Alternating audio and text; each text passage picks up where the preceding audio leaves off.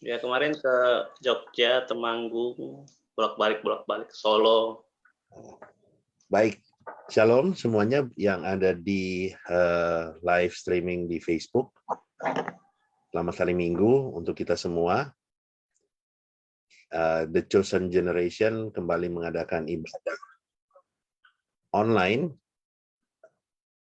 yang diadakan hari ini 23 Januari 2022 jam 3 sore waktu Indonesia bagian Barat. Sebelum memulai ibadah, mari kita berdoa bersama-sama. Saya mohon Pendeta Ana untuk memimpin kita dalam doa buka. Tuhan Yesus yang baik, kami bersyukur Tuhan bahwa siang hari ini Tuhan, Engkau mempersatukan kami kembali Tuhan untuk berada di dalam hadirat-Mu Tuhan. Kami mengalami kuasa-Mu, kami mengalami pemulihan, kami mengalami impartasi firman yang akan disampaikan oleh hamba-Mu Tuhan pada siang hari ini Tuhan Yesus, oleh Pastor Stephen Jisipoli dan juga kesaksian yang akan memberkati kami dari Saudari Clara Tania. Tuhan, biarkan setiap hati yang rindu akan Engkau boleh bergabung dengan kami melalui ruang Zoom ataupun live Facebook Tuhan. Kami percaya Tuhan, selalu ada rencana yang baik dari Engkau bagi kami anak-anak. Tuhan, terima kasih Tuhan, kami melepaskan berkat untuk ibadah sore hari ini Tuhan, siang sampai sore hari ini Tuhan, biarkan hanya Engkau yang mengambil alih ibadah kami. Tuhan, kami melepaskan berkat untuk jaringan koneksi, untuk admin, untuk setiap orang yang mengambil bagian pelayanan di dalam ibadah online. Terima kasih Tuhan, terpujilah nama-Mu, di dalam nama-Mu kami mengucap syukur. Haleluya, amin. Amin. Amin. Terima kasih Pendeta Ana. Sekali lagi kita akan mendengarkan nanti firman Tuhan yang akan dibawakan oleh Pastor Stephen Polii, dan juga ada kesaksian yang luar biasa dari Saudari Clara Tania. Dan jangan lupa Bapak Ibu, setelah ibadah ini bisa juga disaksikan secara rekaman lewat YouTube dari The Chosen Generation. Ini akan langsung diupload paling lambat malam hari. Baik, Bapak Ibu, sebelum kita akan mulai ibadah kita sore hari ini, mari kita siapkan hati kita. Kita akan menikmati penyembahan, kita akan menikmati hadirat Tuhan lewat pujian dan penyembahan yang sudah direkam sebelumnya oleh Saudara Jeremia. Mari kita nikmati bersama-sama.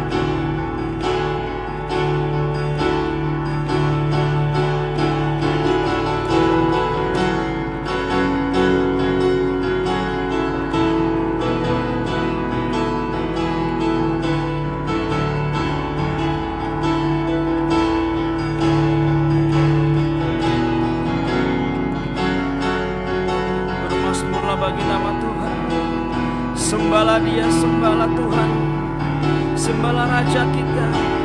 Bermasmurlah, masyurkanlah nama-Mu. Bertatalah Engkau Tuhan di atas tatamu. Bertatalah Engkau Tuhan di dalam kerajaan-Mu. Berkuasalah Engkau selamanya di bumi ini Tuhan. Datanglah kerajaan-Mu dan jadilah kehendak-Mu di bumi dan seperti di surga. Bapa kami yang di surga, dimuliakanlah nama-Mu, dikuduskanlah nama-Mu, disucikanlah nama-Mu.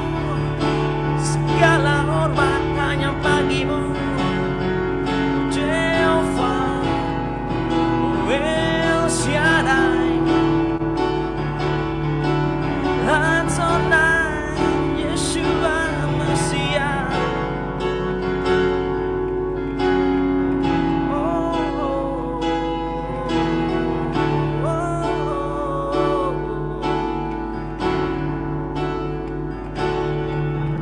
Ku hampiri tempat tata kudus-Mu, ku temukan jantung hatiku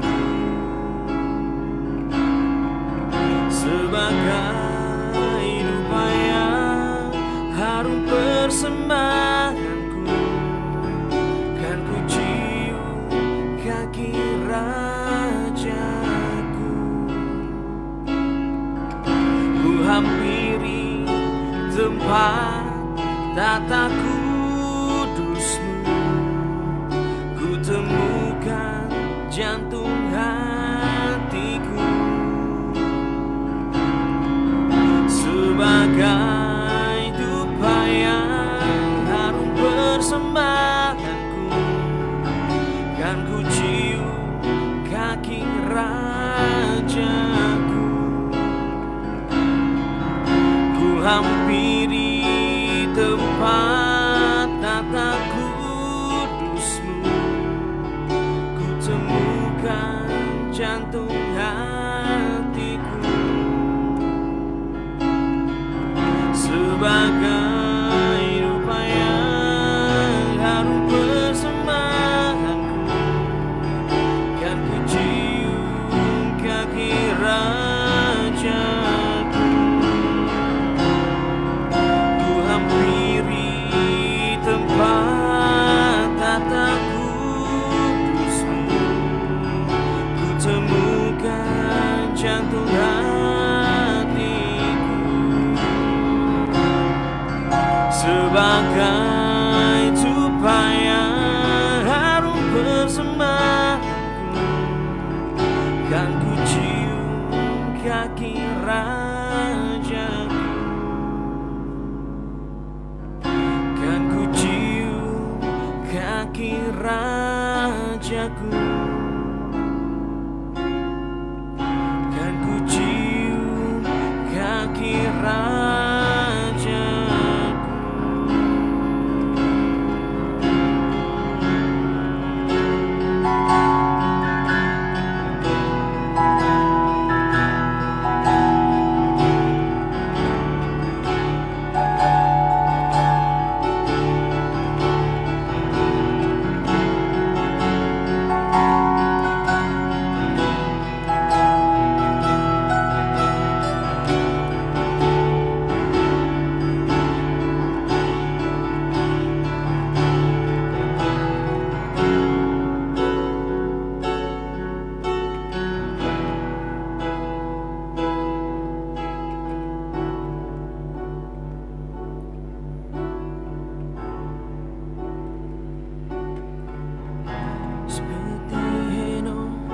Yang berjalan denganmu, seperti Daud yang menaruh hidupnya di kaki-Mu, seperti Joshua mengangkat pedang dan membunuh semua raksasa. Ini kami Tuhan, tarik lebih lagi Tuhan di dalam pelukan-Mu, di dalam naungan-Mu, di bawah kepak sayap-Mu. Bawalah kami terbang tinggi lebih lagi, bagaikan Raja Wali. Engkau bersama kami,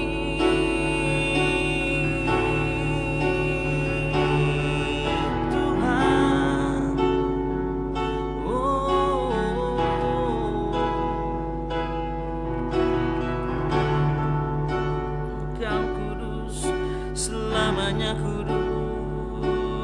You are holy, holy, holy is the Lord. You are holy, holy, holy is the Lord. You are holy, holy, holy is the Lord.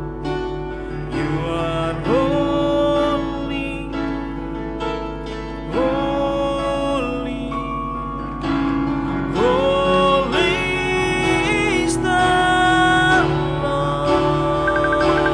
You are holy,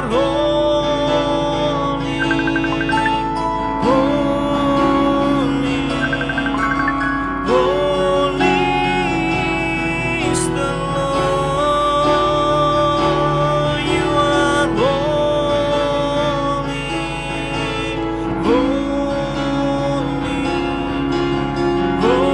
Holy is the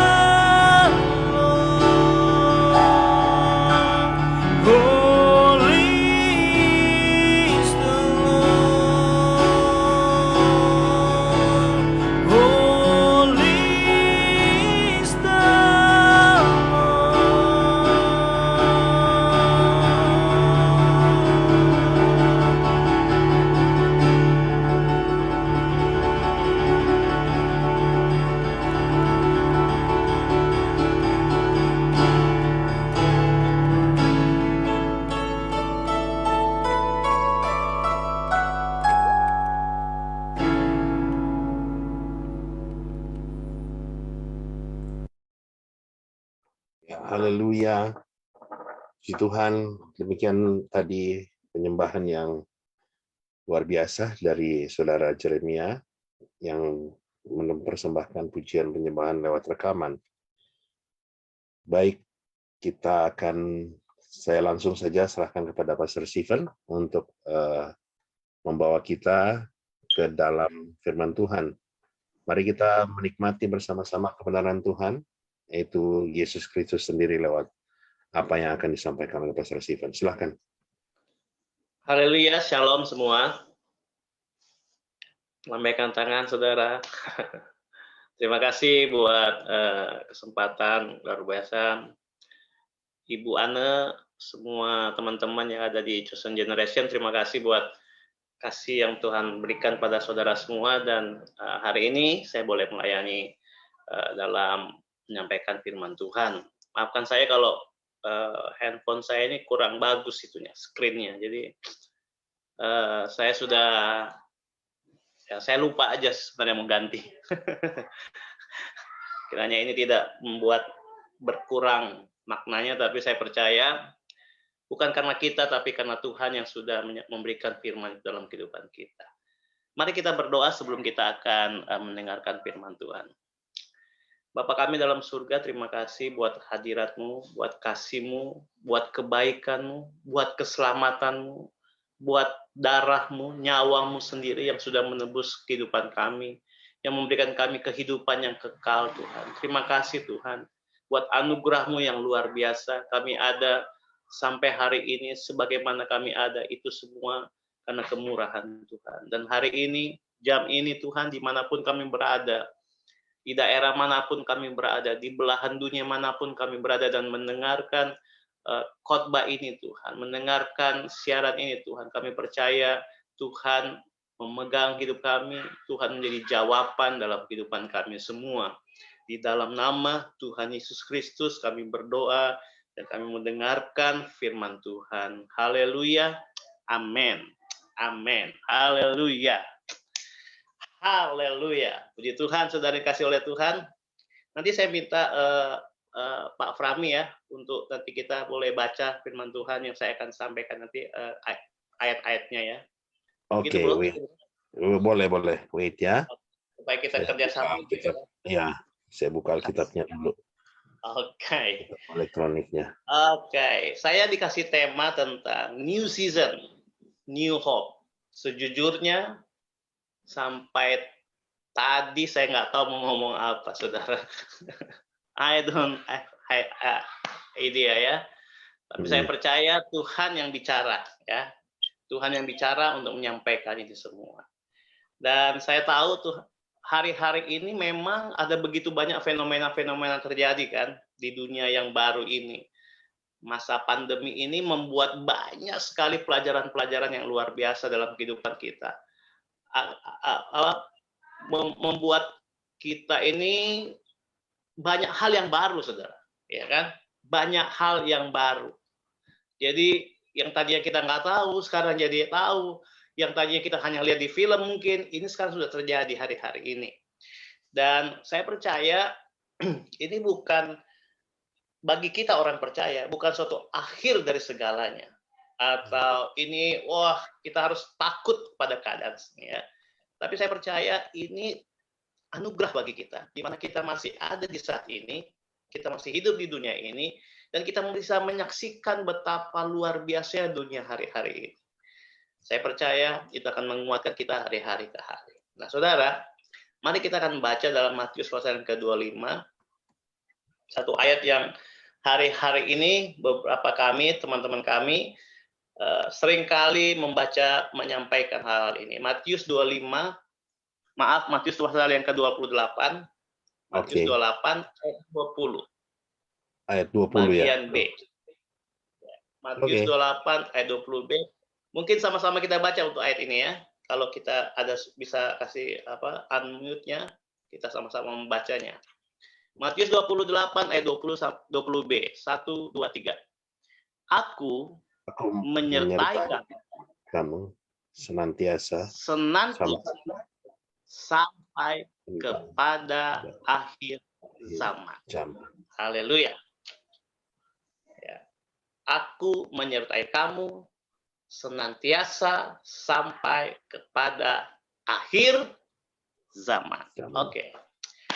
Wah, kalau di bahasa terjemahan yang lain, Amplified itu, kata senantiasa itu ditulis dengan maknanya atau artinya adalah setiap hari.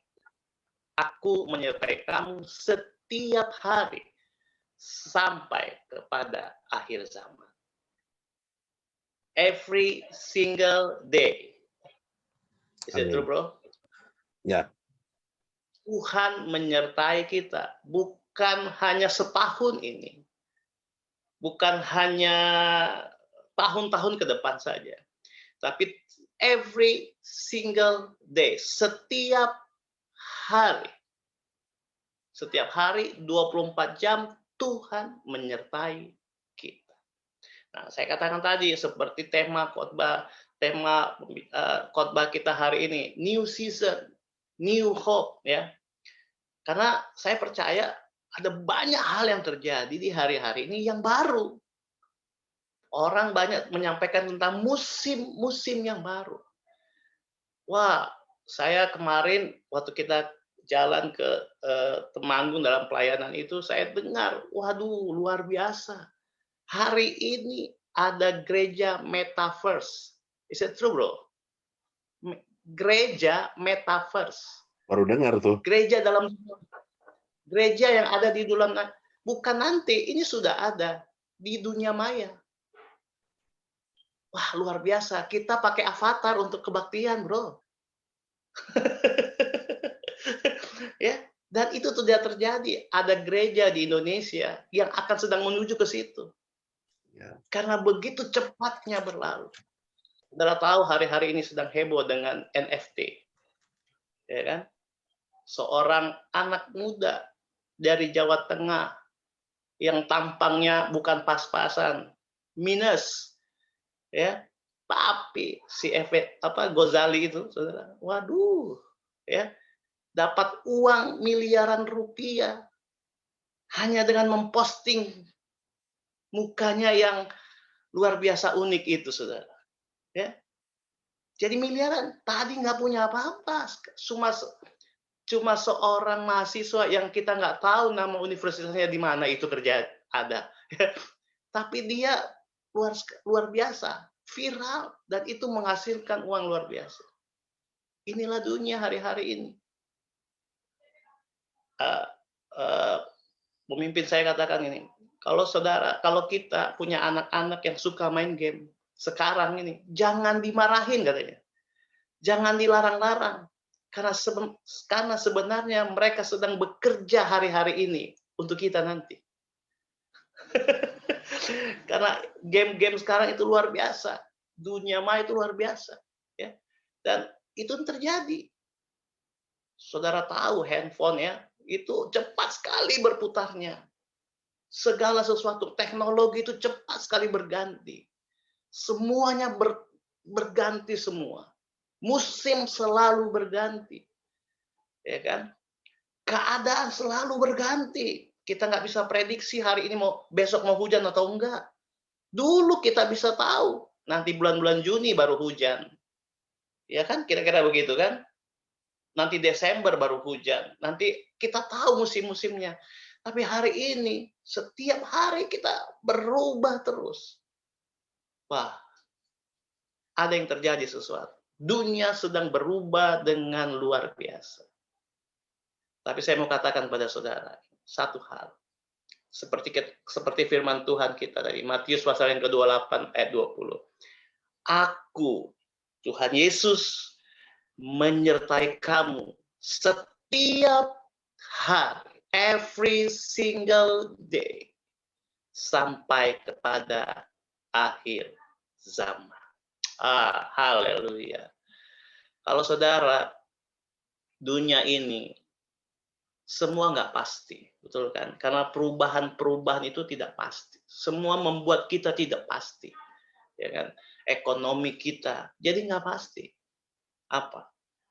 Pelayanan kita hari-hari ini pun, berubah luar biasa. Yang tadinya kita ada di satu ruangan, sekarang kita ada di kamar sendiri dan dinonton oleh semua banyak orang. Dan siapa saja boleh datang. Ya kan? Sekarang nggak bisa, wah luar biasa ya. Kita nggak bisa memegang satu hal dalam kehidupan kita, untuk itu terus kita pegang. Karena itu berubah terus. Berubah. Tidak ada yang pasti, tidak ada yang tetap dalam dunia ini. Benar kata firman Tuhan, langit dan bumi akan berlalu, tapi firman Tuhan tetap teguh. Haleluya. Saudara yang dikasih oleh Tuhan, mungkin saudara, saya omong ini, saya sampaikan ini, saudara takut mungkin menghadapi dunia ini. Belum lagi penyakit yang sekarang yang bermutasi terus. Omikron lah, apalah segala macam, I don't know. Nggak tahu lagi abis ini apa ya. Membuat orang takut semua. Membuat orang berjaga-jaganya luar biasa. Ada yang stres dan segala macam. Itulah dunia.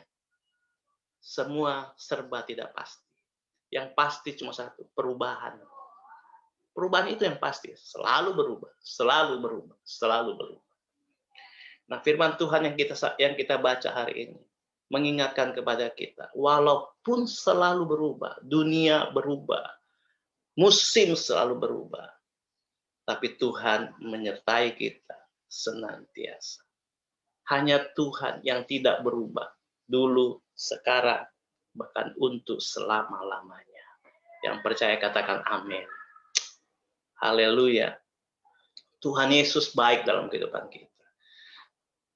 Kalau kita tahu bahwa dunia ini dan segala isinya, segala teknologinya, segala apa yang dimiliki oleh dunia tidak pasti. Kenapa kita harus memegang sesuatu yang nggak pasti? Saya ingin mengencourage saudara semua. Jangan pegang satupun hal dalam dunia ini. Even itu mungkin, bahkan itu mungkin pelayanan kita, keluarga kita, apapun itu, ekonomi kita, jabatan kita. Ya, semua yang kita lakukan. Ada banyak gereja hari-hari ini salah paham, saudara. Menganggap musim baru harus ada program baru. Ya kan? Mungkin juga teman-teman di Chosen Generation ini juga berharap begitu kan? Musim baru, ada program baru, ada target baru, ya kan? Ada kegiatan-kegiatan yang baru yang kita usahakan untuk kita semakin hari semakin baik.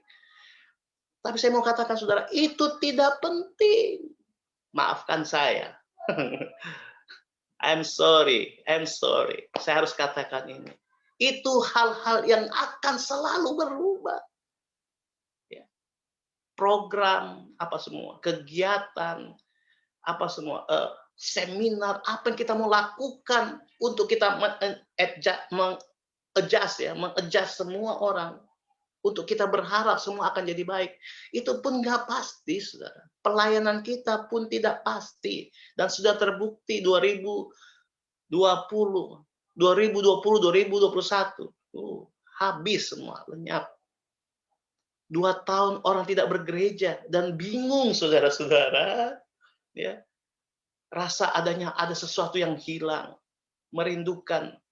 Dan sekarang katanya sudah saya dengar dari beberapa hamba-hamba Tuhan, pendeta-pendeta, kalau hari ini dibuka total semua, gereja pun bingung karena jemaat sudah terbiasa dengan Zoom dan online dan segala macam. Bingung, saudara. Semua serba tidak pasti. Kalau semua tidak pasti, kenapa kita harus memegang hal-hal ini? Mari kita lihat apa yang harus kita pegang dalam kehidupan kita. Yohanes 3 ayat 16. Nanti Bro Frame boleh baca. Yohanes 3 ayat 16. Ayat yang sudah sering kita baca. Yohanes 3 ayat 16.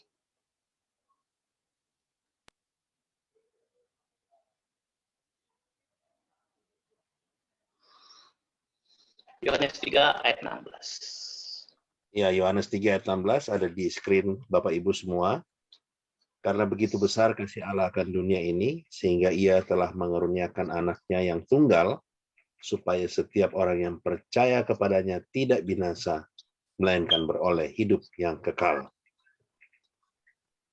Haleluya. Nah, saudara, di situ dikatakan barang siapa yang percaya tidak binasa, ya kan? Berarti tidak binasa, beroleh hidup yang kekal, kata firman Tuhan. Barang siapa yang percaya tidak binasa, melainkan beroleh hidup yang kekal. Jadi artinya, kalau kita nggak percaya, saya mau katakan apa yang harus kita pegang dalam hidup yang ini supaya kita tidak berubah-berubah, supaya kita tetap stay, begitu ya, still.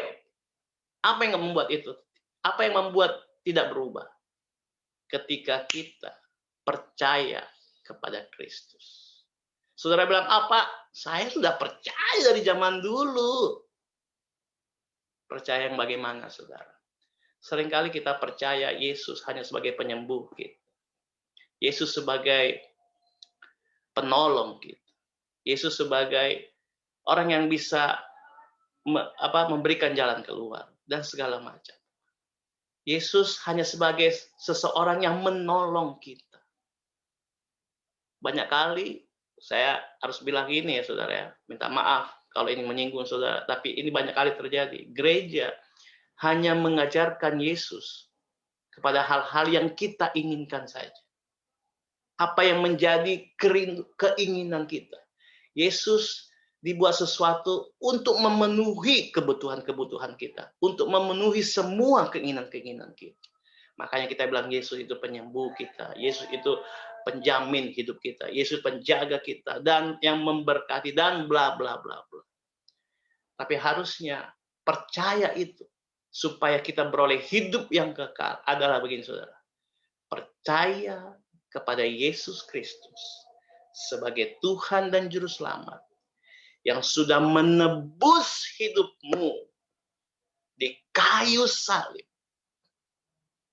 Dan yang paling penting adalah, dan kita percaya bahwa semua yang sudah dikerjakan Tuhan sudah selesai.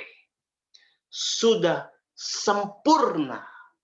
Keselamatanmu sempurna. Keselamatan saya sempurna. Tidak perlu ditambah dengan doa puasamu, tidak perlu ditambah dengan kegiatan-kegiatan rohanimu, tidak perlu ditambah dengan segala sesuatu yang kita pikir kita akan beroleh hidup yang kekal. Cukup percaya kepada Yesus Kristus. Hidupmu yang tadinya tidak kekal menjadi kekal selama-lamanya. Dan itu kepastian. Hanya itu kepastian. Ketika Yesus naik di kayu salib, merentangkan tangannya, berlobang paku, menderita, dan dia katakan sudah selesai. It is finished. Tetelestai. Itu yang kekal selama-lamanya. Dunia boleh berubah. Ekonomi negara boleh berubah. Pemerintahan boleh berubah. Tapi keselamatan yang Tuhan berikan pada kita, firman Tuhan katakan sekali untuk selama-lamanya. Saudara yang dikasih oleh Tuhan, pegang itu. By the way, bukan kita yang memegang lagi, kan? Tapi Kristus yang sudah memegang kehidupan kita erat. Tangannya, saudara, terlalu kuat memegang kehidupan kita. Sampai-sampai kita pun segenap kehidupan kita ini ada dalam kehidupannya. Dipegang teguh. Kata firman Tuhan di dalam Yohanes, tidak ada satupun yang dapat merebut kita, domba-domba Bapa itu, dari tangannya. Tidak ada satupun. Ya, saya lupa di ayatnya di mana, tapi itu ada, saudara, di Yohanes. Mungkin Yohanes pasal 14, saudara. Tapi saudara, kalau kita memandang dunia ini, kita pasti ragu, saudara. Karena semua serba tidak pasti. Hanya firman Tuhan. Hanya keselamatan. Saudara, hari ini kita bisa Zoom begini. Mungkin besok beda lagi, saudara. Mungkin caranya berbeda, saudara. Tidak usah dipusingkan soal itu. Ada yang bilang, kenapa vaksin cuma 2 kali? Vaksin 3 kali. Semua jadi ribut dengan semua. Harus booster dan segala macam, bla bla bla. Tapi saya mau katakan seperti ayat yang kita baca awal tadi. Aku, Yesus Kristus, menyertai kita. Every single day. Amin, saudara. Saudara percaya itu. Sampai kepada akhir zaman. Akhir zaman ini, saudara, semua serba tidak pasti. Semua banyak hal yang terjadi tanpa nalar, tanpa masuk akal kita, saudara. Ya, mungkin saudara ketawa mungkin dengar saya cerita tadi ada gereja yang metaverse. Itu sudah terjadi, saudara. Sudah ada di state sana. Nanti coba tanya Pak sama Frami ya. Coba cari itu gereja itu. Saudara tinggal klik itu YouTube-nya juga sudah ada, saudara. Itu seperti kita kalau anak-anak kita main itu Minecraft itu. Kayak gitu, saudara. Mirip sekali gitu. Jadi kita ada di situ duduk. Tadi saya baru dengar, saya baru buka seorang punya YouTube itu, saudara. Dan dia sedang memainkan itu, saudara. Memainkan metaverse-nya gereja itu, saudara. Gereja metaverse. Jadi dia datang dengan avatarnya dia. Duduk. Dia bilang, nggak boleh berbisik juga. Kalau ngobrol di dalam gedung itu, nggak boleh. Ini tuh ada. VR Church in the Metaverse. Wow, game ini, saudara. Itu luar biasa, saudara. Inilah hari-hari ini, saudara. Saudara mau anggukan tempat kita, apa yang kita bisa lakukan hari-hari ini? No, saudara. Akan terbalik semuanya. Luar biasa. Inilah dunia. This is the world. Dan kita bersyukur. Ini, saudara, saya cuma bersyukur ini. Ada Tuhan yang tidak pernah berubah. Kalau dia bilang dulu, aku mengasihi engkau. Dia mengasihi kita pun sampai hari ini. Amin, saudara-saudara. Kalau dia bilang, kalau dunia boleh berubah, dia tidak pernah berubah. Apa yang nggak berubah? Kasihnya, kuasanya. Selalu ada dalam kehidupan kita. Dia menjaga kehidupan kita. Dan inilah menjadi pengharapan kita. Amin, saudara. The new season. New season itu bagi saya bukan program yang baru. Bukan apa yang kita harus lakukan yang baru. Kegiatan-kegiatan kita yang baru. Tapi new season adalah kehidupan kekal selama-lamanya. Kapan dimulai? Ketika kita percaya kepada Kristus dan semua karya salibnya yang sudah selesai. Itulah the new season. Ya. Mau buat apa dalam kehidupan kita? Nggak penting, saudara. Yang paling penting adalah kita ada di dalam Kristus dan Kristus ada dalam kehidupan kita. Dia yang besar, dia yang luar biasa. Saudara, kalau saya pernah lihat, saudara, ini universe kan ya, alam semesta ini kan, ya saudara. Itu matahari yang paling besar yang kita lihat, saudara. Itu hanya setitik dari alam semesta ini. No, orang Manado bilang, no, ngana bayangkan jatuh bumi. Itu kecil bagaimana le itu. Matahari yang begitu besar, cuma setitik. Bumi nggak kelihatan. Apalagi torang. Ioto. Mungkin ada orang bilang, oh, brother Frami bilang, oh kan kita gemuk ini, bisa kelihatan. Nggak bisa. Nothing. Kita ini nothing. Tuhan yang luar biasa itu ada dalam kehidupan kita. Itu yang membuat kita berharga. Itu yang membuat kita ada terus sampai hari ini. Dan tetap terus ada dalam kekal nanti. Kekal itu bukan nanti. Maaf saudara, kekal itu bukan nanti. Tapi ketika kita percaya Yesus. Percaya bahwa Yesus yang sudah menyelamatkan kita. Percaya bahwa semua pekerjaan yang mendatangkan kebaikan bagi kita itu sudah selesai semua.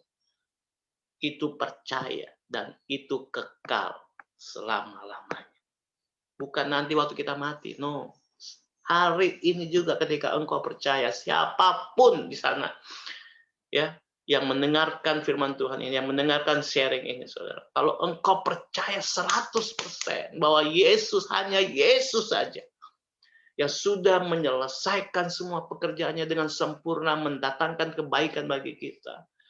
Yang engkau diselamatkan bukan karena usahamu, bukan karena hebatmu, bukan karena ketaatan kita, bukan karena kesetiaan kita, bukan karena doa-doa kita, bukan karena apa yang kita sudah berikan, bukan. Kalau kita percaya hanya Yesus, hidupmu kekal selama-lamanya. Tidak peduli apapun yang akan terjadi, tapi hidupmu akan kekal selama-lamanya. Sampai baku dapat orang di surga yang kekal. Kalau orang belum pokok dapat, kalau kita nggak sempat pergi ke Amerika, ketemu Bro Frami, ya it's okay. But we know one day we gonna meet you face to face, ya kan? Di surga yang kekal, happy ending, saudara. Luar biasa. Itu Tuhan berikan dengan cuma-cumanya.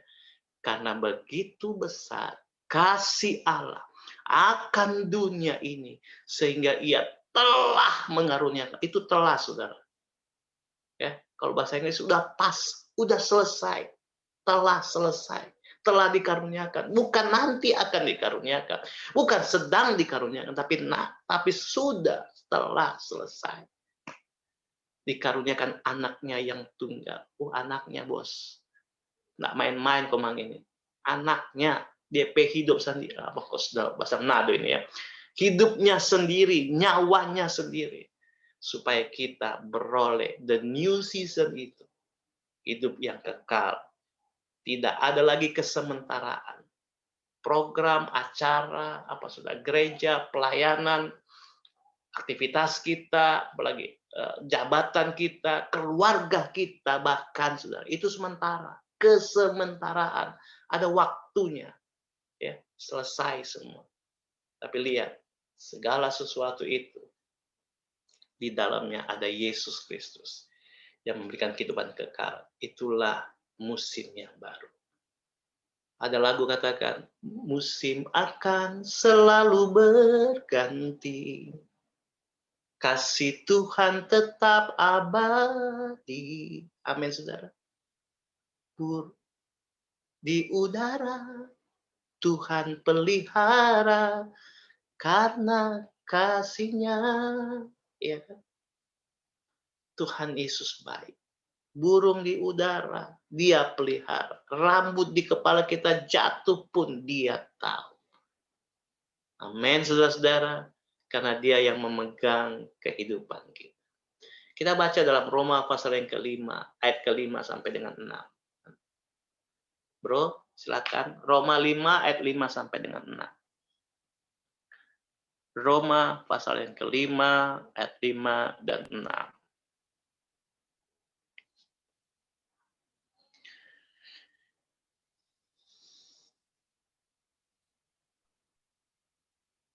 Roma Roma 5 5 ayat Roma ayat 5 ayat 5 dan 6. Sorry, ini yes. harusnya ya. Dan pengharapan tidak mengecewakan, karena kasih Allah telah dicurahkan di dalam hati kita oleh Roh Kudus yang telah dikaruniakan kepada kita. Karena waktu kita masih lemah, Kristus telah mati untuk orang-orang durhaka pada waktu yang ditentukan oleh Allah. Amin. Amin. Puji Tuhan. Dan pengharapan tidak mengecewakan. Pengharapan apa yang tidak mengecewakan itu?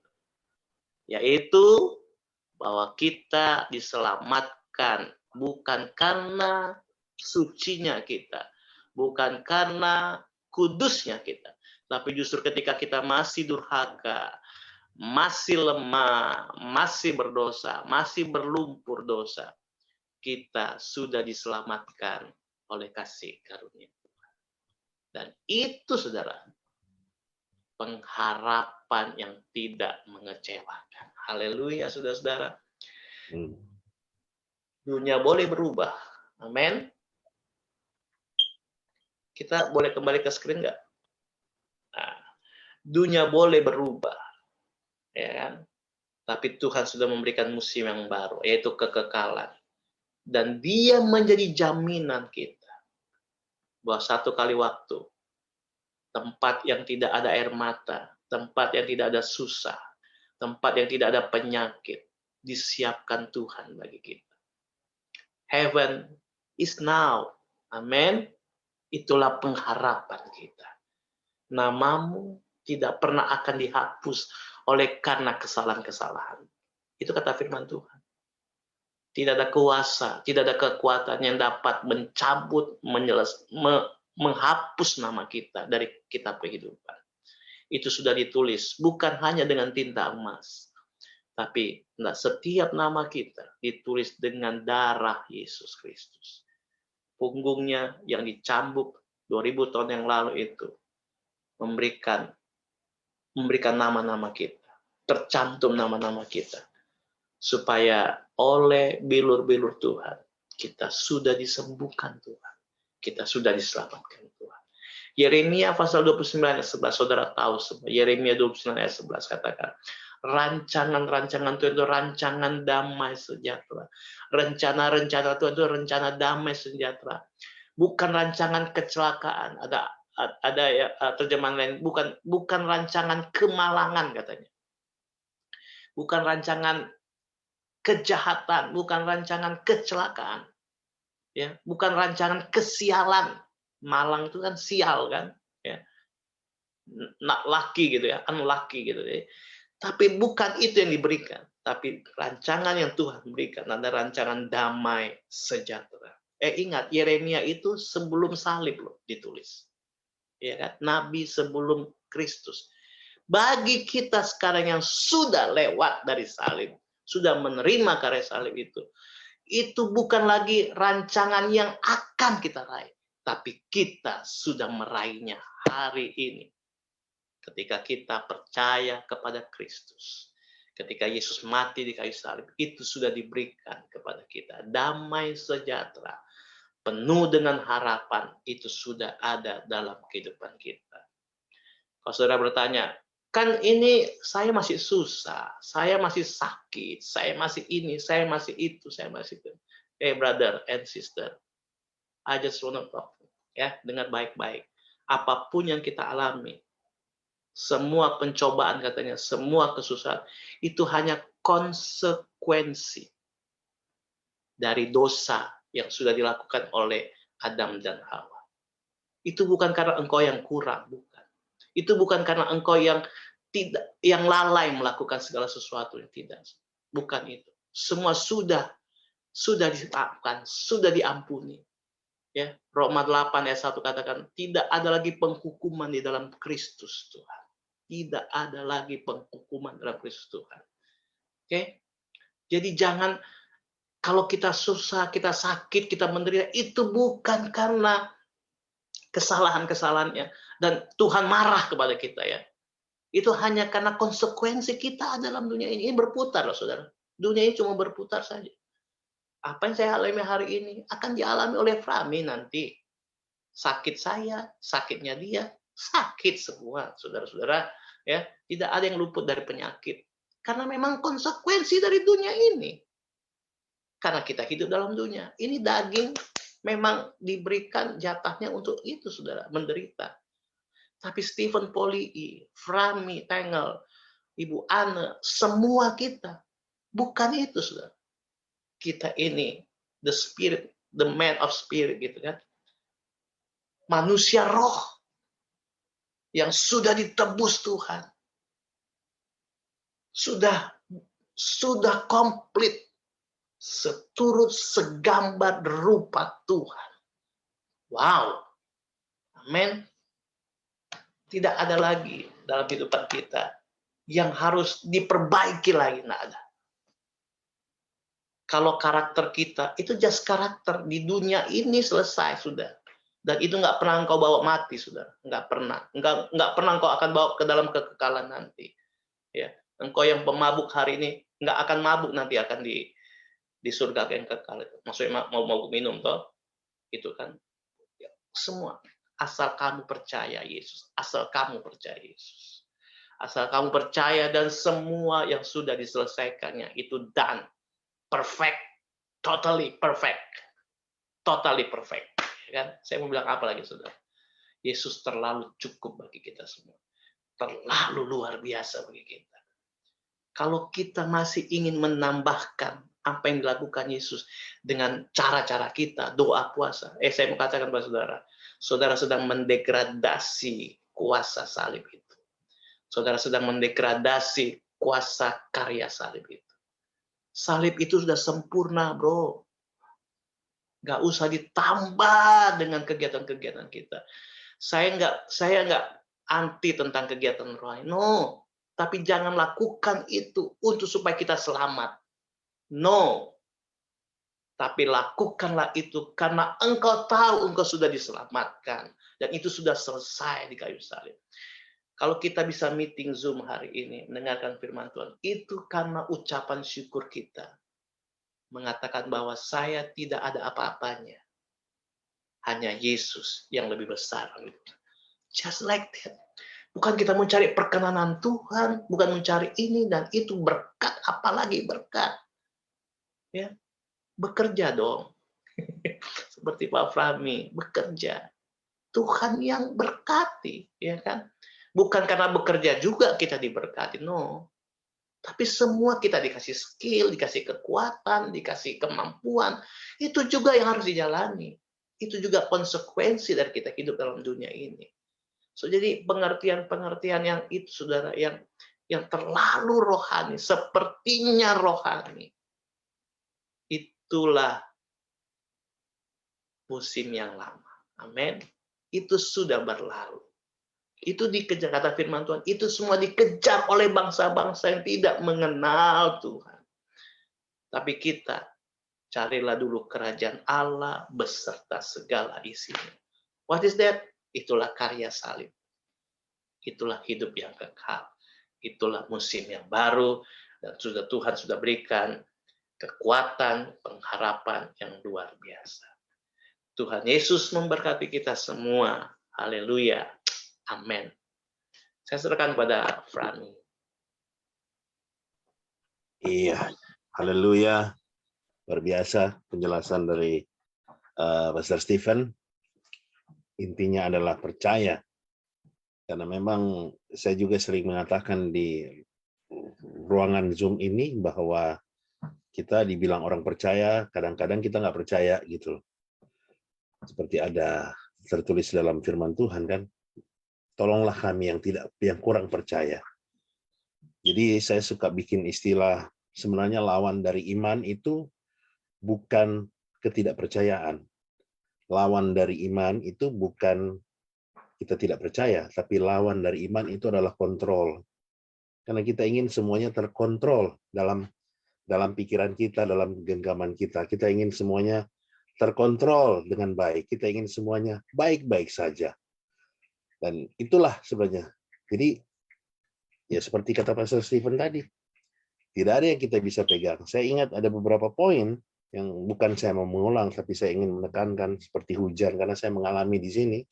Di sini dibilang perakiran cuaca panas, maksudnya cerah, tapi ternyata ada beberapa hari kemarin berbeda forecast-nya.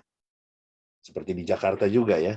Terus ada gereja metaverse. Saya baru dengar tadi, sebenarnya ini bidang saya, IT, tapi ternyata setelah saya search, udah ada benar di Amerika gitu loh. Ada namanya Live Church Metaverse Sunday Service pakai avatar, itu benar. Sudah ada. Kemudian apalagi Omicron di California di sini, Bapak Ibu, ini sampai jutaan. Tiap hari bertambah di kota yang saya ada. Ini rata-rata bertambah 5.000 per hari. 5.000 beda kan sama di Jakarta. Cuman di sini orang ya namanya juga pendukung kebebasan, free. Jadi mau pakai masker atau enggak itu terserah. Tapi kalau masuk ke tempat-tempat pemerintah atau ke bank itu harus pakai masker. Tapi kalau masuk ke supermarket, whatever gitu loh. Apalagi nggak semua orang. Jadi semuanya berubah. Saya ingat ada pernah beberapa bulan lalu, Pastor Raymond juga, Pastor Raymond Wisan mengatakan hal yang sama. Satu hal yang pasti hanya perubahan. Seperti yang dikatakan Pastor Stephen tadi. Jadi ini benar-benar yang pasti hanya adalah perubahan. Dan menarik bahwa kita harus percaya bahwa kita telah dikaruniakan hidup yang kekal dan itulah new season. Saya serahkan kepada Pendeta Ana untuk kita akan mendengarkan kesaksian yang luar biasa dari Saudari Clara yang sudah ada di ruangan Zoom ini. Silakan Pendeta Ana. Thank you Kak Frami. Thank you juga Pastor Stephen untuk firman-Nya yang merefresh kita kembali di sore hari ini. Tapi Pastor jangan kemana-mana karena nanti setelah testimoni kita akan ngobrol-ngobrol bareng Kak Frami juga. Oke, saya akan menyapa dulu. Halo Clara. Shalom. It's 3:54 p.m. Halo, shalom. Shalom. Dengar Gimana suara saya kabarnya nggak? hari Minggu ini? Kedengeran? Jernih? Jernih ya. Eh, Ana, ya, jelas ya tes dengan suara jelas, saya ya. jelas. Oke, Shalom semuanya. saya akan mempersilakan Saudari Clara untuk waktu dan kesempatannya untuk kesaksian pada siang hari ini. Shalom Kak Fahmi. Shalom juga Pastor. Saya bersyukur hari ini Tuhan memberikan saya juga kesempatan juga buat dengar pemberitaan Injil dari Pastor Stephen. Wow, luar biasa. Memang itu yang saya alamin selama dari awal hidup saya sampai detik ini saya 35 tahun. Tuhan Yesus itu nggak pernah berubah dari dulu sampai sekarang. Padahal saya diawalin dari saya masih kecil, saya ini sebagai korban bully. Saya korban bully dari keluarga hamba-hamba Tuhan. Jadi saya terus terang, saya dikelilingi oleh pertemanan dengan anak-anak hamba Tuhan, dan saya jadi korban bulinya mereka. Tapi saya bersyukur, karena Tuhan Yesus itu terlalu ajaib, dan saya menyaksikan kuasanya dan juga kasihnya begitu besar, walaupun saya jadi korban bully mereka, saya tidak menjadi hilang iman kepercayaan kepada Tuhan Yesus.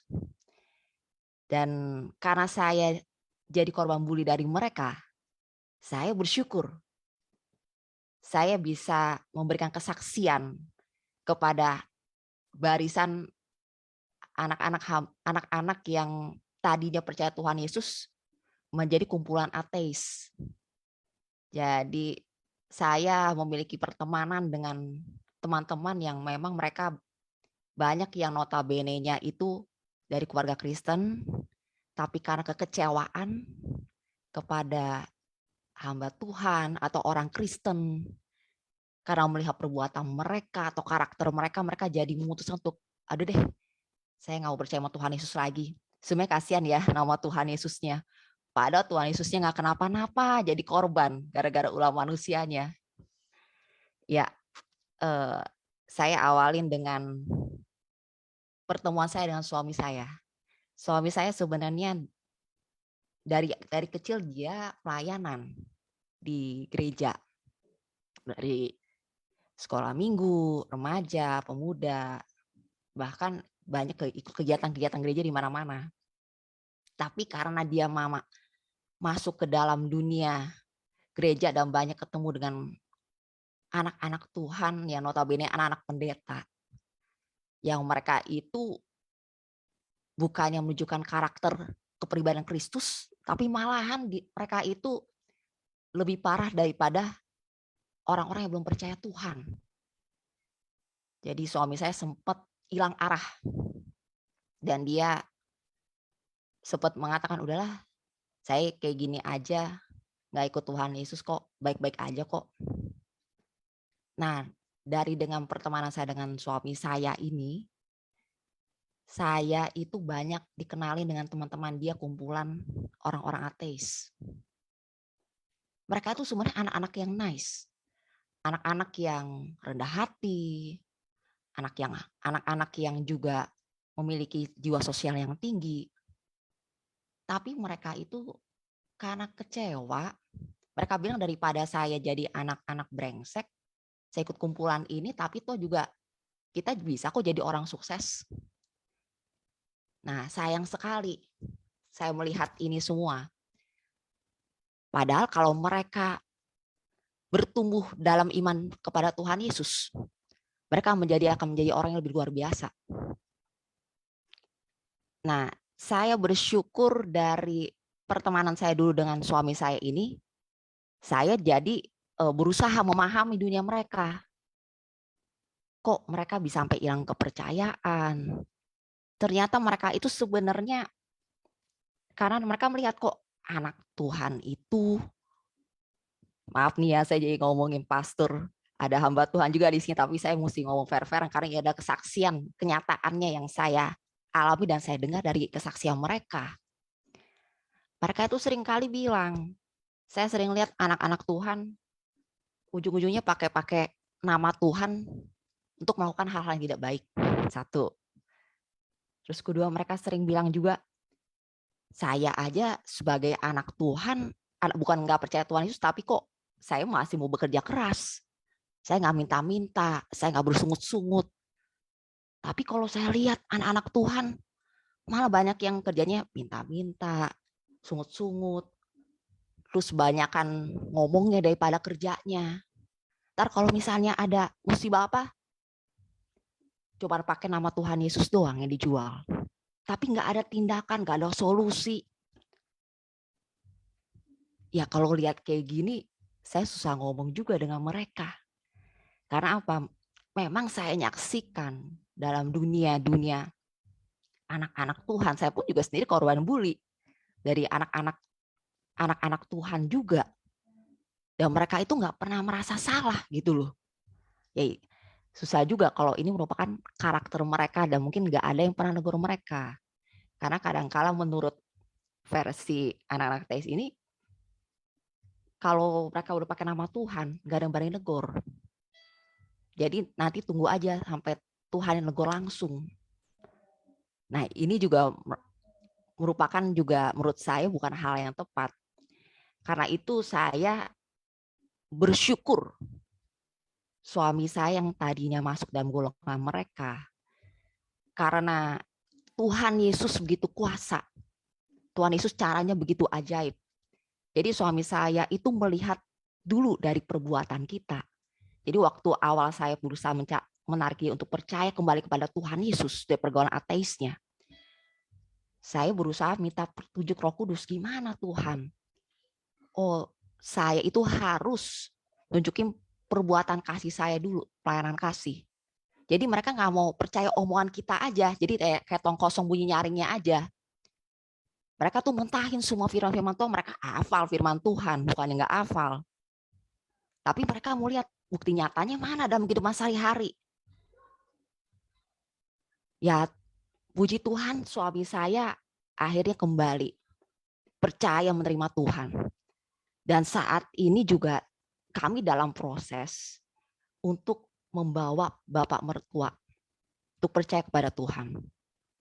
Karena kan beliau itu sebenarnya seorang walaupun belum percaya Tuhan, tapi yang saya lihat iman kepada Tuhan Yesusnya ada. Kasih yang ditunjukin melebihi orang-orang Kristen. Karena itu saya melihat, aduh sayang banget ya, saya kepengen dan suami saya dalam tahun ini, kami berdua, saya dan suami punya visi yang Tuhan kasih di hati dan pikiran kami.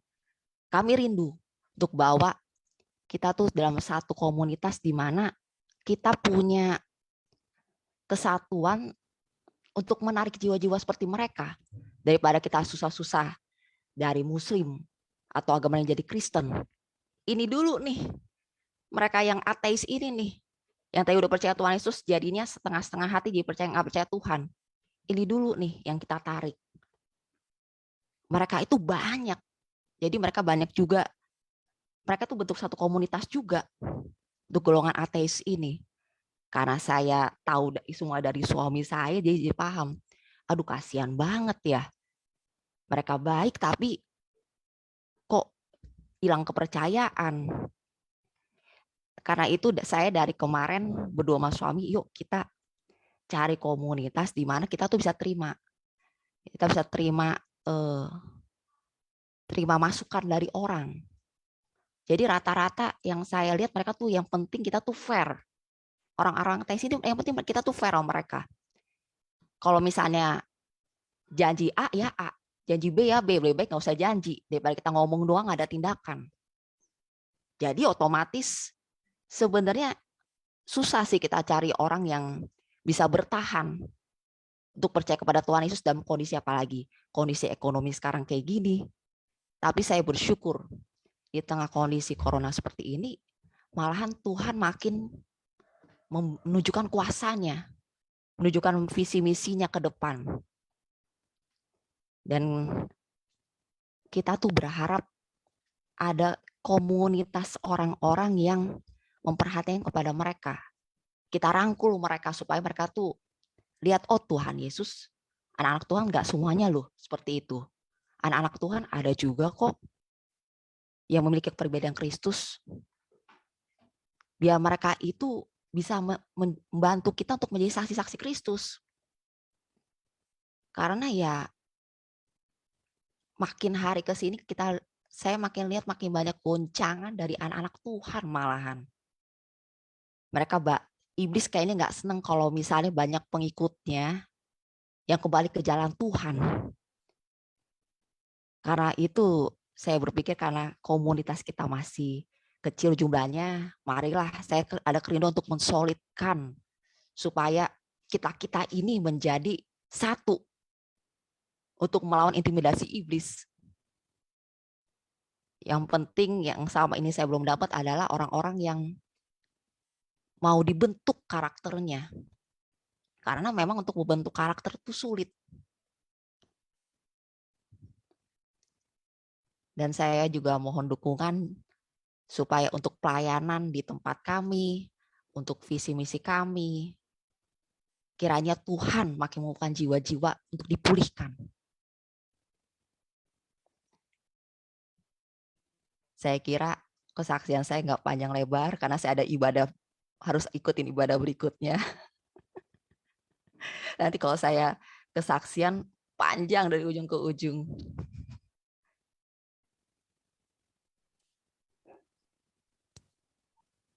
Oke, thank you Clara. Nah, ini kita masih mau ngobrol-ngobrol bareng Ya, juga boleh, sama boleh. Kak Rami sama Pastor Stephen. Clara, Dikit aja jadi ya, Clara. Ya, apa boleh. namanya? kalau misalnya aku boleh berkomentar merespon tadi dari kesaksian Clara bahwa semuanya itu harus dimulai dengan tindakan dulu, dengan Tindakan. Ya, kesaksian tindakan. Jadi maksudnya kita tuh harus dilihat dari diri kita sendiri tuh seperti apa, baru orang lain akan melihat gimana sih anak Tuhan itu representasinya tuh seperti apa. betul. Kita terlalu banyak ngomongin firman, kita terlalu banyak istilahnya pakai emblem semua kekristenan, tetapi kita nggak menunjukkan karakter Kristus itu Ya, sendiri, aplikasinya apa, orang nggak akan percaya. Bahkan banyak anak sekarang ini, anak-anak Tuhan yang kecewa, balik badan, atau yang tadinya mau percaya sama Tuhan jadi nggak percaya gitu, karena mereka melihat betul. bahwa ternyata anak-anak Tuhan ini dalam arti kata yang orang yang percaya as a believer ya, bukan yang hanya KTP ya, benar-benar orang-orang Kristen. Jadi Betul. banyak yang mereka kadang-kadang bertopeng anak Tuhan, tetapi kelakuannya bukan anak Tuhan gitu. Jadi memang semuanya harus dengan tindakan dan kesaksian hidup sendiri. Itu setiap hari hidup kita kan kayak kaca, kayak akuarium. Orang bisa ngelihat kita. Tanpa kita ngomong, orang akan tahu, oh ini si ini seperti ini, si ini seperti ini. Kadang ini maksudnya sorry banget, tetapi banyak banget orang yang terlihat packagingnya, sosmednya, kehidupan pelayanannya, kerohaniannya seperti excellent lah, nilainya 1000. Tetapi ketika ada orang-orang terdekat yang bisa diajak ngobrol, mereka akan menyaksikan hal yang berbeda dari apa yang ditampilkan di dalam packaging ini gitu. Iya. Nah itulah yang tadi Clara bilang, makanya ada komunitas ateis itu aku juga agak kaget gitu. Oh, berarti ada komunitas yang seperti itu juga ada. Dan kalau kita boleh tahu sebenarnya apa sih yang paling mereka jadi bukan platform, tapi apa yang mendasari mereka untuk tetap menjadi ateis? Karena gini, ini tentunya aksi reaksi. Oke. Jadi saya itu berusaha di pihak netral kalau di dalam mereka. Karena terus terang mereka itu enek kalau misalnya diomongin firman Tuhan terus. Lu selalu sebut nama Tuhan, Tuhan Yesus, tapi hidup lu atau tindakan lu nol gede. Nah, bahkan mereka, jadi saya tanya sama mereka juga udah pernah konseling sama Mbak Tuhan. Gak cuma satu. Mereka tuh keliling sebenarnya dari gereja A, berbagai denominasi. Sayangnya mereka cuma lihat hamba Tuhan. Nah, hamba Tuhan kan sosok yang diagung-agungkan di gereja itu. Nah, jadi kan kesalahan hamba Tuhan dari karakternya, kesehariannya, mereka orang-orang kritis. Jadi mereka analisa itu luar biasa. Mereka perhatiin dari cara sikapnya. Maaf, ada juga yang mereka perhatiin, ini di gereja besar, salah satu cerita mereka. Ada ibu-ibu, turun satu dari Mercy, satu dari Bajai.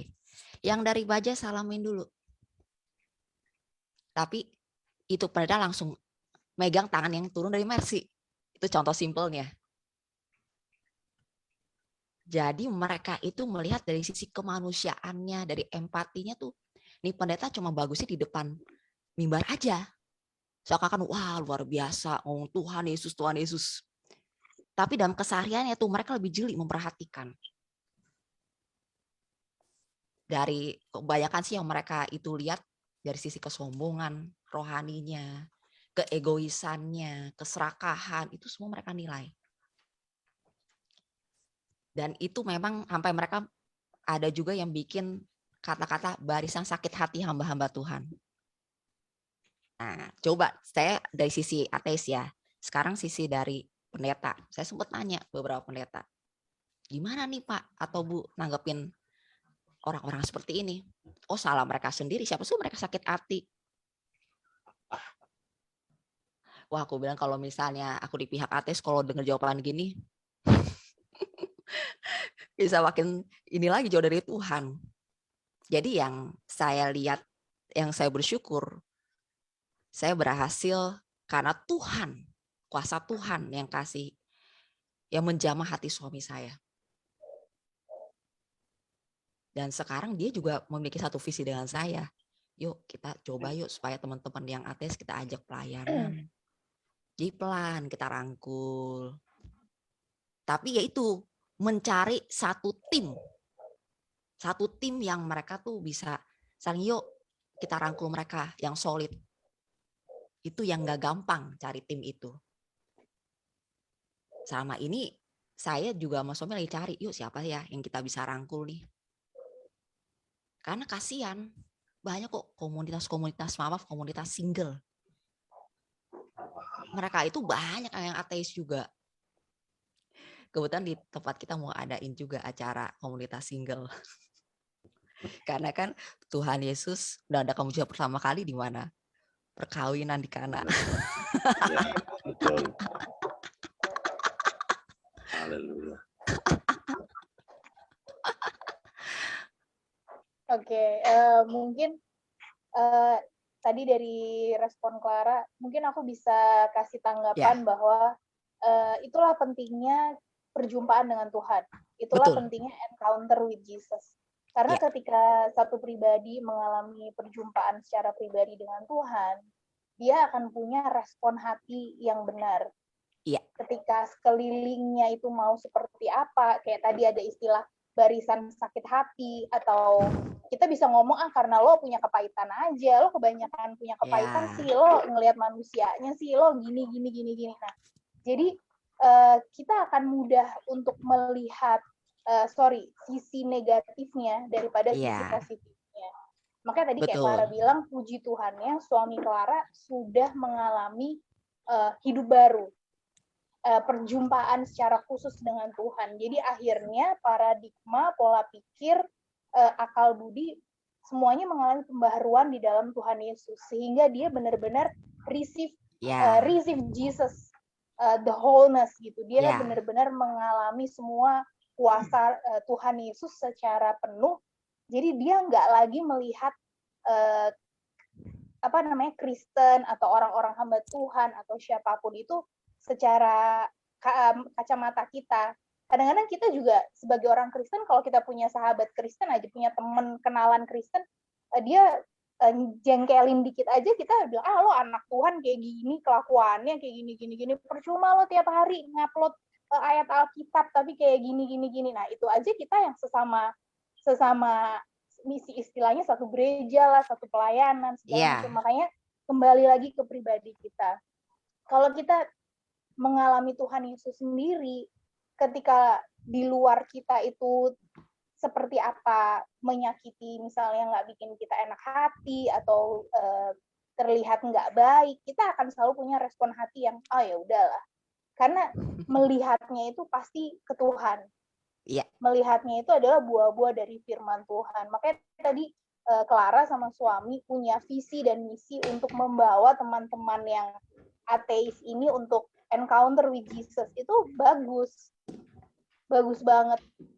Jadi mengajak mereka untuk lebih dulu ketemu sama Tuhan. Kalau udah ngerasain Tuhan tuh kayak falling in love sama pacar aja, kita bisa sampai kayak gitu kan, kayak ya ampun, kayak rasanya tuh berbunga-bunga banget. Apalagi falling in love with Jesus, bener-bener ngalamin Tuhan. Bener nggak Kak Prami? Jadi ini kayak sesuatu hal yang jadi ini sesuatu hal yang luar biasa gitu menurut aku, kalau ada komunitas ateis yang mau dimenangkan karena kita nggak bisa. Mereka punya paradigma yang terlalu kuat, mereka punya stigma sendiri gitu. Mereka udah punya border, bentengnya tuh udah banyak gitu tentang kita ya, maksudnya tentang istilahnya hamba Tuhan lah, tentang apa segala macam gitu. Mungkin saya akan memberikan kesempatan Pastor Stephen dan Kak Frami untuk merespon dan memberikan tanggapan. Ya, Pastor Stephen silakan mengenai seperti ini. Banyak kalau bicara. respon ini rame sih ini. Saya minta maaf dulu ya. Jadi apa yang saya akan sampaikan ini akan menghancurkan paradigma Anda semua. Siap nggak? Gitu ya. Jadi gini, pertama, apa yang dibilang Ibu Clara tentang orang ateis, saya dengan alasan-alasannya itu, saya kira mereka bukan ateis. Kalau orang ateis, itu never talk about Christianity. Nggak ada ngomong tentang itu. Mungkin teman-teman dari Ibu Clara itu adalah orang-orang yang hanya melihat negatif dari orang-orang ada gereja, orang sakit hati terhadap gereja. Sebenarnya itu aja. Orang ateis, memang mereka never talk about God, never. Kalau mereka masih mengomongin orang tentang itu, bukan ateis. Ya kan? Mereka, orang ateis adalah orang yang independen. Mereka percaya kepada diri mereka sendiri. Bukan dengan ini segala macam. Oke? So, yang pertama itu. Mungkin ya orang-orang yang dilayani oleh Ibu Clara adalah orang-orang yang tadinya ada di gereja, kemudian melihat perilaku-perilaku orang gereja, dan itu yang membuat mereka jadi sakit hati dan kepahitan dan tidak mempercayai gereja. So, ini memang sebenarnya yang banyak terjadi gitu. Jadi, saya mau katakan gini ya, memang apa yang dilakukan oleh gereja, ya, Kristen, itu bukan apa yang dikehendaki Tuhan sebenarnya secara kita, secara firman Tuhan. Apa yang kita lakukan hari-hari ini, yang gereja lakukan, ini I'm sorry ya, saya harus ngomong ini. Ya, saudara mau ini terserah, tapi ini yang harus saya bicarakan. Jadi Yesus bukan orang Kristen, Ibu. Saya pun kalau mau bilang, saya bukan Kristen. Saya tidak beragama. I'm never be a religion. I'm not. Saya pengikut Kristus. Karena Kristus dengan kekristenan hari ini, dengan agama itu satu hal yang bertentangan. Sangat-sangat bertentangan. Mulai dari cara ibadah, mulai dari cara liturgi-liturgi, itu semua nggak ada. Kalaupun kita nanti ya, Ibu Clara, teman-teman semua, kalau kita bayangkan kita ada di zamannya Yesus, di zamannya Yesus itu nggak ada Kristen loh, ya kan Pak Pram ya? Tidak ada Kristen, belum ada Kristen, agama Kristen belum ada. Dan Yesus pada saat itu bukan orang yang ada selalu di bait Allah. Dan dia selalu berpihak. Makanya orang-orang beragama saat itu adalah orang-orang yang menentang Yesus padahal. Justru mereka yang menentang Yesus. Yang kalau sekarang kita bilang mereka itulah pendeta, mereka adalah orang beragama, mereka adalah pelayan. Orang-orang ahli Taurat itu semua tahu tentang Taurat. Ya. Dan mereka menentang Yesus. Karena Yesus bukan seorang imam. Secara kultur, secara sistem secara silsilah keluarganya, dia tidak boleh jadi imam karena dia bukan dari suku Lewi. See? Jadi bagi mereka Yesus itu bukan hitungan. Kita juga mungkin, I don't know ya, mungkin kalau kita ada di saat itu, yang kita ini orang-orang gereja akan juga tidak percaya pada Yesus. Ibu Clara, percaya nggak kalau di sebelah rumahmu yang cuma mungkin penjahit biasa atau apa saja, tiba-tiba dia ngomong ini, saya Mesias. Saya Tuhan di atas segala Tuhan. Percaya nggak kita? Ada orang tukang bakso di sebelah kita, terus tiba-tiba dia bilang, saya Tuhan. Gak ada yang percaya, karena dia orang biasa. Demikian Yesus pada saat itu. Tapi bukan misi Yesus untuk merubah. Saya mau katakan ya, Yesus datang ke dunia tidak merubah tingkah laku. Tidak merubah apa yang perbuatan-perbuatan kita. Karena itu bukan fokusnya. Yesus datang ke dunia untuk, nih pertanyaan, memberi dirinya jadi korban untuk keselamatan kita semua. Karena itu yang paling penting dalam dunia ini.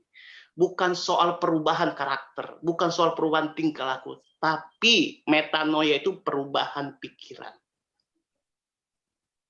pikiran dari kepada diri sendiri kepada pikiran kepada Kristus. Just a simple like that. Itulah Kristen yang sesungguhnya.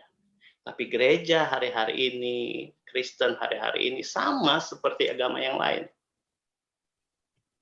Menyampaikan 3 langkah sukses, 7 langkah hidup kudus. That's a moral. Itu moral, Bu. Itu tingkah laku, etika, karakter semua. Don't go to church, go to motivator, ya kan? Cari buku-buku yang itu lebih bagus dari ada yang di gereja. I'm serious seperti itu. Apa yang gereja lakukan sekarang itu cuma mencontoh dunia. Tapi Yesus, sekali lagi, Yesus datang memberikan hidupnya, darah yang tidak berdosa itu untuk jadi tebusan dia, untuk jadi korban yang harusnya kita disalib, tapi Yesus menggantikan dengan dirinya. Soal perubahan itu cuma buah. Orang yang hidup benar di dalam Tuhan pasti akan berbuah.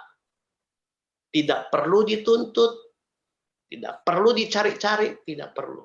Dia akan dengan sendirinya berbuah. Masih ingat, Bu, cerita tentang pokok anggur yang benar itu? Ya. Ya kan, pokok anggur yang benar itu carangnya adalah ranting-ranting yang berbuah. Ya kan? Kita katanya rantingnya. Yesus pohon anggur itu, tapi kita ini ranting-rantingnya. Ranting tidak pernah berusaha berbuah. Tidak pernah berusaha untuk berbuah. Tidak berusaha untuk berbuat baik. Tidak berusaha untuk berbuat segala macam. Ranting hanya menyalurkan buah. Yang berbuah itu pohon yang berbuah. Itulah Yesus. Jadi simpel, Yesus bilang, tinggallah di dalam aku, maka kamu akan berbuah. Yesus nggak bilang, tinggallah dalam aku, maka cari motivator untuk kamu merubah hidupmu. No. Lakukan yang baik dan bla bla bla. Yesus nggak ngomong gitu. Tapi ketika tinggallah dalam aku, maka engkau akan berbuah. Cuma percaya saja, Bu. Teman-teman semua, cuma percaya. Dan itu akan sendirinya keluar. Nah, firman Tuhan katakan, buah itu buah yang tetap untuk selama-lamanya. Nah, banyak yang dilakukan oleh, ya sekarang kita bilang gereja, Kristen, itu buah-buah palsu. Yang sementara semua. Terlihat baik, tapi nggak ada hasilnya. Ya, itulah buah yang dibuat oleh manusia. Tapi kalau Yesus, kalau kita tinggal di dalam Kristus, wow, itu akan sendirinya. Bicara lu akan bagus sendiri, tingkah lakumu akan terjadi bagus nih. Nggak perlu diajarkan, nggak perlu dituntut.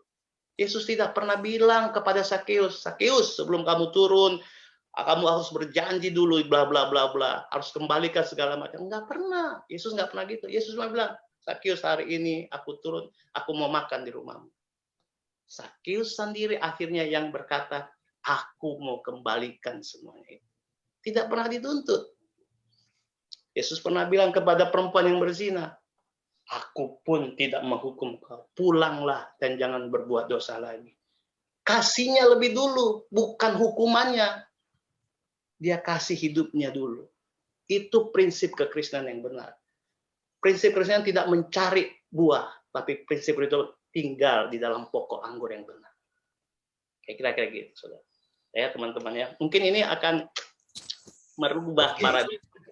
Ya, tapi saya percaya yang saya sampaikan, saudara mau terima it's okay, saudara nggak terima, I'm just bicara aja lah, saya ngomong gitu ya. Terima kasih. Oke, Clara, ada satu hal yang menarik sebenarnya ini sebelum Clara pergi ya, karena saya tahu ada ibadah nanti jam 5, ya kan? Ada ibadah jam 5. Betul. Nah, mungkin ya seperti tadi Pastor Stephen bilang tadi kan hanya karena metanoia. Karena pikiran mereka. Saya punya teman seperti itu, ada beberapa. Mereka bukan ateis sebenarnya, betul, saya setuju. Tapi mereka nggak mau ke gereja lagi. Mereka masih berbicara tentang Tuhan. Mereka nggak mau ke gereja lagi.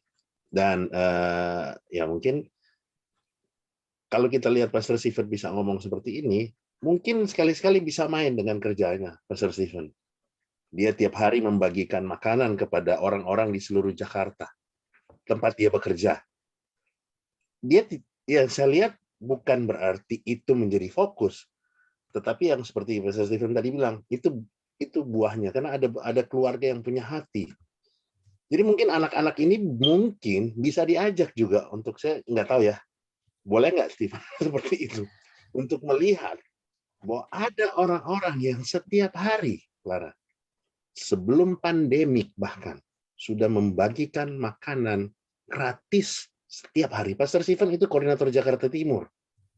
750 makanan. Jakarta Selatan. Oh, Jakarta Timur dan Jakarta Selatan. 750 makanan setiap hari ada di tangannya dia. Kalau nggak salah, 700 atau 300, bro? Pokoknya 300. Seluruh Jakarta itu 1.500 setiap hari. Itu setiap hari loh, Senin sampai Jumat ya, bro? Ya, Senin sampai Jumat. Itu pindah-pindah tempat di seluruh Jakarta. Mungkin anak-anak ini bisa lihat gitu loh. Kalau mereka memang mau lihat perbuatannya dulu, bisa diajak gitu loh. Dan bukan hanya kepada orang Kristen. Saya dulu pernah pergi, cuman karena di Jakarta waktu kerja saya kan malam sampai pagi. Jadi saat siang saya tidur. Beberapa kali diajak sama Stephen, ikut gitu loh. Belum sempat-sempat. Itu bukan kepada orang Kristen mereka bagikan, tapi yang membagikannya adalah keluarga-keluarga Kristen. Dan bisa diajak teman-teman yang ini untuk melihat ini perbuatannya loh. Dan mereka bukan karena ya sama Pastor Stephen, bukan, dia nggak pernah ngomong, tapi saya harus kasih tahu ini. Dari tadi Pastor Stephen nggak ngomongin ini gitu loh. Karena fokusnya sebenarnya bukan perbuatan yang benar kata, tapi ada buahnya. Kadang-kadang orang seperti itu kan pengen lihat gitu loh. Pengen lihat apa sih yang dilakukannya. Nah, silakan ikut dulu. Bahwa ini rutin tiap hari, Senin sampai Jumat. Senin sampai Jumat. 1.500 paket makanan dibagi di seluruh kota Jakarta. Setiap hari keliling-keliling. Ya, luar biasa, Pastor. Kita boleh join ya? Bisa mungkin, bisa diajak. Ya, Clara juga pelayanannya gitu, Clara. Ke anak-anak jalanan, terus SLB, Clara juga bikin SLB. Ya bisa join gitu. Karena orang-orang seperti ini memang butuh. Ya saya juga punya teman, kita nggak pernah ngomongin itu, tapi kita ngomongin perbuatan yang baik, dan dia juga ngerti perbuatan yang baik itu karena Tuhan. Mereka juga pasti ngerti. Cuman mereka kecewa melihat yang doktrin gereja. Iya. Kita udah ngomongin panjang lebar. Tapi saya percaya ya kita orang-orang percaya yang perlu dibentuk memang ya seperti kata Pastor Ane tadi bilang kan, encounter. Pastor Stephen bilang metanoia, perubahan pikiran. Mereka sudah membangun benteng-benteng sih. Dan memang kalau cuma ngomong agak susah. Silahkan join Clara sama itu, bisa lihat gitu. Karena bukan Pastor Stephen, maksudnya mereka lah ada orang-orang yang benar-benar memang punya hati untuk membagikan sesuatu, bukan dipandang dari agama apa. Itu yang dilakukan oleh Pastor Stephen setiap hari. Sudah 2 tahun, bahkan sebelum pandemi sudah dimulai. 2 tahun lebih berarti sekarang. Gitu. 2018. Iya, gitu aja. Puji Tuhan, ketemu Pastor Stephen hari ini. Kan nggak ada yang kebetulan, semuanya pasti udah direncanain sama Tuhan. Jadi kita semua bisa pelayanan bareng-bareng pasti in the future. Thank you, Clara, buat testimoni. Kalau saya sih mau ajak ngopi aja sih paling enak. Nah itu tuh yang belum kesampaian ya, Pastor ya, dari dulu ngopi belum sampai sekarang makin susah saya keluar untuk ngopi. Ya sudah ada. Karena di meja-meja kopi itu terjadi kasih yang luar biasa. Jamuan kasih mengawali segalanya loh. Jadi thank you so much Clara buat testimoninya yang memberkati kita, dan jadi kita punya referensi yang lain yang baru, pandangan kita juga dibukakan. Saya akan kembalikan ke Kak Fahmi. Silakan Kak. Terima kasih.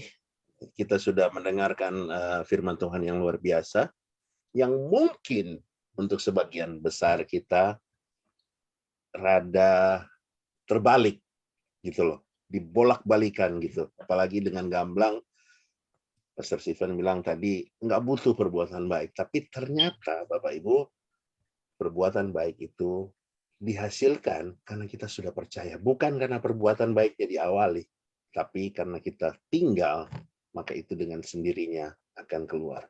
Saya pun mengalami demikian. Apapun yang saya usahakan, kadang-kadang saya merasa gagal, tapi pada saat tertentu, pada saat kita berserah, pada saat kita percaya, itu ada jalan keluar. Ada sesuatu hal yang baru. Saya tidak tahu dengan apa yang ada di dalam Bapak Ibu yang terjadi setiap hari. Tapi saya percaya Tuhan adalah jawaban. Benar, kadang-kadang kita merasa, wah ini nggak bisa gitu loh. Nggak mungkin. Kan kita harus berbuat ini, kita harus berbuat itu. Tapi bukti bahwa di dalam Alkitab pun percaya seorang Bapa Abraham yang dikatakan Bapa dari segala orang beriman, dia mengalami 24 tahun baru janjinya digenapi. Bukan karena perbuatannya yang diperhitungkan, tetapi karena rasa percayanya. New season, semua kita sudah menjadi ciptaan yang baru. Betul. Kita punya harapan, 1 Timotius 1 ayat 1, pengharapan kita bukan kepada seorang, bukan kepada sesuatu benda, tapi 1 Timotius 1 bilang, pengharapan itu adalah seorang pribadi, yaitu Kristus sendiri. Mari kita berharap kepada Tuhan. Kita akan menutup ibadah kita.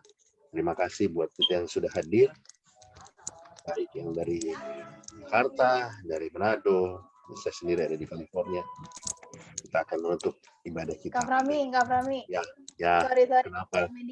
Mungkin ada yang mau tanya-tanya ke Pastor Stephen sebelum menutup ibadah. Mungkin ada pertanyaan-pertanyaan. Oh ya, oke. Ya udah, silakan. Mungkin Clara ada pertanyaan buat Pastor Stephen.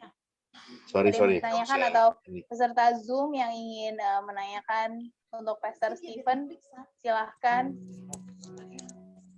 Ini bagian yang luar biasa. Ini bahaya ini. Harus ngopi nih. Harus ngopi ya. Iya. Clara, mungkin. Halo Clara. Hati yang gembira adalah obat. Hati yang gembira adalah obat, Clara. Oke, kita sambil menunggu juga pertanyaan dari Facebook. Clara Mungkin, sudah. ini ada pertanyaan dari Facebook. Kenapa diadu antara perbuatan dan kesadaran berpikir? Silakan, Pastor. Kenapa diadu? Saya nggak mengadu. Saya membicarakan. Nggak, itu sebenarnya bukan diadu ya. Jadi selama ini kita, sekali lagi saya minta maaf gitu ya, bahwa kita udah lama, berlama-lama, berabad-abad yang diajarkan adalah perbuatan. Padahal Yesus datang bukan untuk menyelesaikan perbuatan kita. Itu aja. Bagi dia yang penting itu perbuatan Tuhan, bukan perbuatan kita. Dan perbuatan Tuhan itu sudah jelas. Mati di kayu salib, menyelamatkan kita, dan itu sudah sempurna. Bahkan janjinya dia menyertai kita sampai akhir zaman. Ada Roh Kudus yang sudah dijanjikan dan sudah kita nikmati dari hari ke hari. Jadi fokusnya itu, jadi bukan diadu, artinya fokus kita itu bukan melihat perbuatan kita, tapi melihat perbuatannya Tuhan. Bukan diadu ya. Itu juga tidak ada ini, maksudnya tidak head to head gitu. Tidak apple to apple. Kalau kita mau adu perbuatan kita dengan Tuhan itu seperti tingginya langit dan bumi. Kita bukan siapa-siapa, saudara. Jadi artinya fokus kita yang harus berbeda. Bukan lagi kepada diri. Metanoia itu kan perubahan pikiran. Saya dulu juga baru-baru ini saya ngerti bahwa saya juga pikir gini, perubahan pikiran iya, bukan perubahan tingkah laku ya, tapi perubahan pikiran. Nah, saya berpikir perubahan pikiran itu dulu berpikir bahwa berpikir dari yang negatif berubah ke pikiran yang positif, gitu kan? Berpikir orang ini jahat, jadi kita harus berpikir positif. Itu perubahan pikiran, itu pertobatan saya kira. Tapi ternyata firman Tuhan tuh menerangkan lebih jelas. Bukan pikiran yang begitu, bukan menilai orang ternyata. Tetapi berpikir dari perubahan pikiran dari memikirkan diri sendiri kepada pikiran kepada Tuhan. Begitu loh, ternyata. Makanya ada Paulus bilang, pikirkanlah pikiran yang di atas. Fokus kita itu kepada Yesus. Bukan kepada apa kita, mau bagaimana kita, enggak, bukan. Karena itu semua Allah turut bekerja dalam segala hal mendatangkan kebaikan. Jadi saya cuma mau bilang bahwa kita harus, saudara mungkin bilang, tapi kan kita harus makan, tapi kan harus gini, harus begini. Betul. Saya nggak bisa menjelaskan secara detail bagaimana, tapi setiap kita pasti mengalami ketika kita fokus kepada Tuhan. Kita nggak tahu dari mana semua berkat itu datang. Benar nggak, saudara-saudara? Kita nggak bisa menjelaskan secara matematika, sistematis, dari mana ini segala macam. Enggak. Tapi ketika kita fokus pada Tuhan, kita tahu Tuhan yang selamatkan kita. Itu apa aja bisa terjadi. Benar nggak? Yang tadi nggak punya uang, bisa jadi ada uang. Tadinya nggak bisa gini, bisa. Tadinya kita lihat Fahmi cuma ada di Jakarta Timur, sekarang udah di California. I don't know, kan? Bisa aja terjadi begitu, saudara. Karena apa? Itu kuasa Tuhan. Jadi Tuhan menolong kita itu bukan berdasarkan apa yang kita mampu, apa yang kita bisa, apa yang kita sudah lakukan. Tapi ketika kita percaya kepada Tuhan, itu aja. Itu dari saya. Silakan. Ada lagi pertanyaan dari Facebook. Nih, dari message ya terutama. Kalau berpikir dan fokus kepada Tuhan, maka kita jadi sufi. Nah, ini sufi. Ini gereja klasik kehilangan arah, seperti orang yang hanya kerjanya bermeditasi.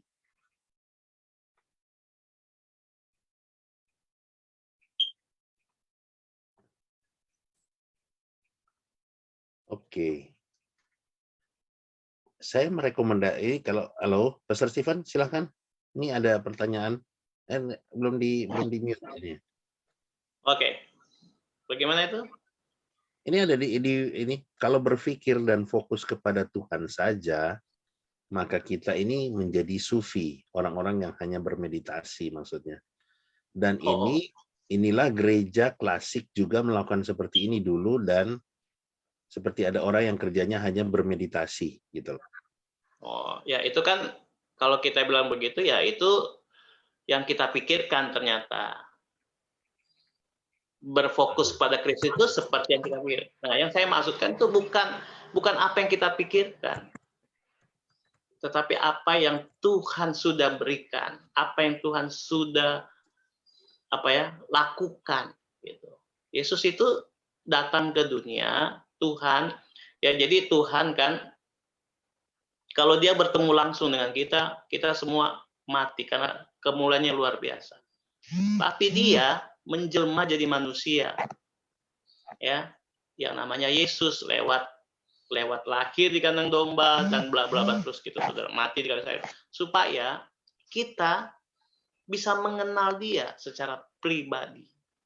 Dia datang menjumpai kita. Makanya Yesus bilang, pencuri datang untuk mencuri, membunuh dan membinasakan. Tapi aku datang memberikan apa? Kehidupan. Nah, itu dia. Yesus yang berbuat. Kita fokus kepada perbuatan apa yang sudah dikerjakan Yesus semua. Begitu, saudara. Ya, bukan kita, jadi diam, bermeditasi, tidak lakukan apa-apa. Bukan. Justru kata firman Tuhan, ini Paulus bilang, orang yang hidup dalam kasih karunia-Nya Tuhan adalah orang-orang yang lebih giat kerjanya. Orang yang ada dalam kasih karunia adalah orang-orang yang tahu tidak menyia-nyiakan hidupnya untuk dosa dan segala macam. Itu orang yang mengerti benar bahwa dia percaya. Kenapa? Karena semua pekerjaannya itu adalah pemberian Tuhan. Segala sesuatu yang itu semua datangnya daripada Tuhan.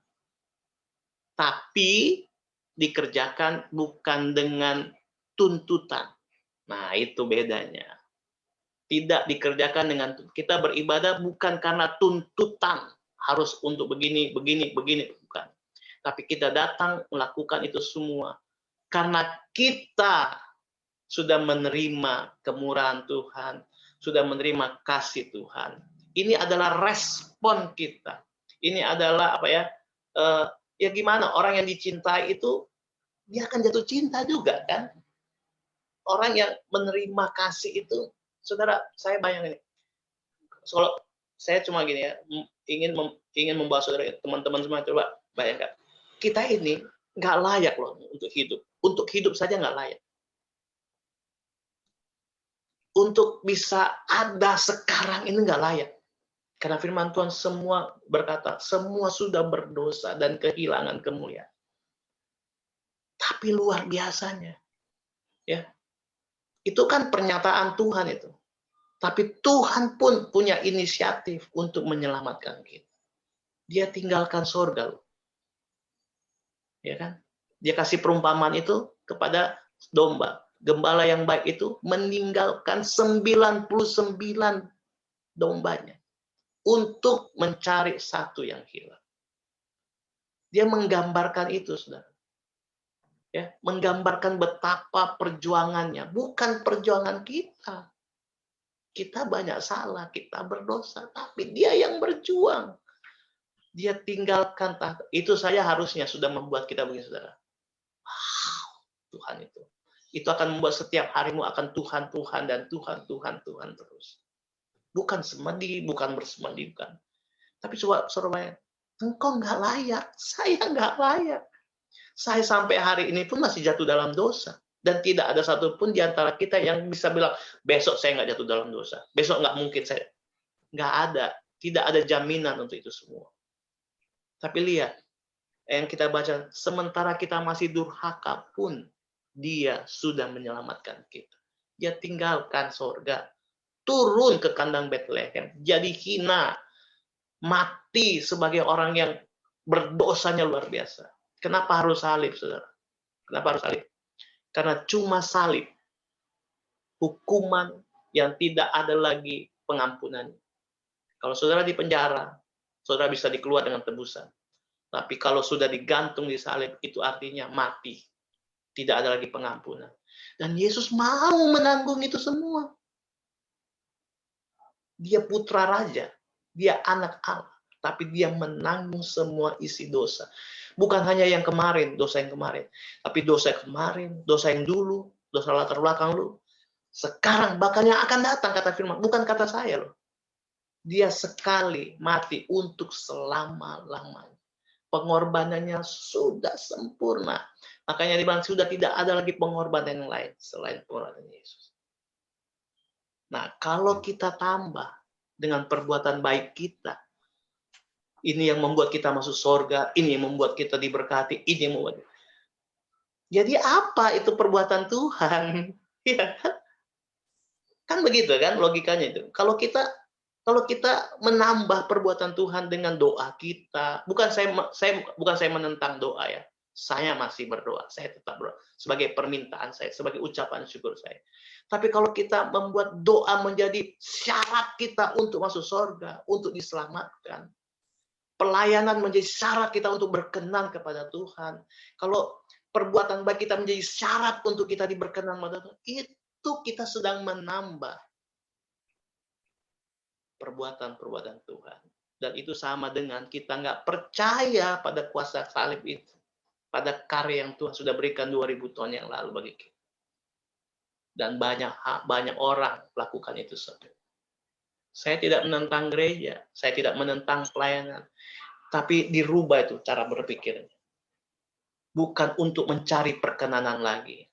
Tapi saya melayani karena saya sudah dilayani terlebih dahulu oleh Tuhan.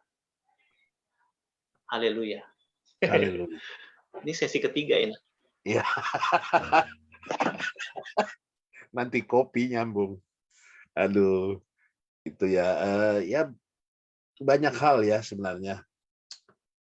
Ya nantilah kita bahas dan banyak bilang, oh kita berdosa. Saya menarik karena ada yang mungkin bilang, bah kalau begitu enak aja berbuat dosa karena kan sudah menebus sampai dosa yang akan datang. Ada dua jawaban ya.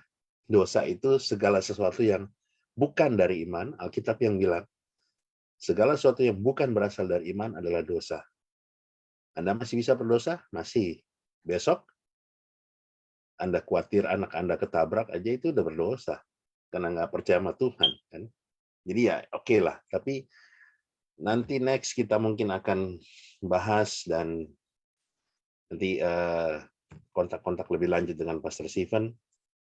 Tapi kalau sudah tidak ada pertanyaan lagi, kita akan mengakhiri ibadah kita hari ini, hari Minggu 23 Januari 2022. Saya baru masuk hari Minggu, ini baru mau jam 2 pagi di sini. Di sini jam 1.47 pagi.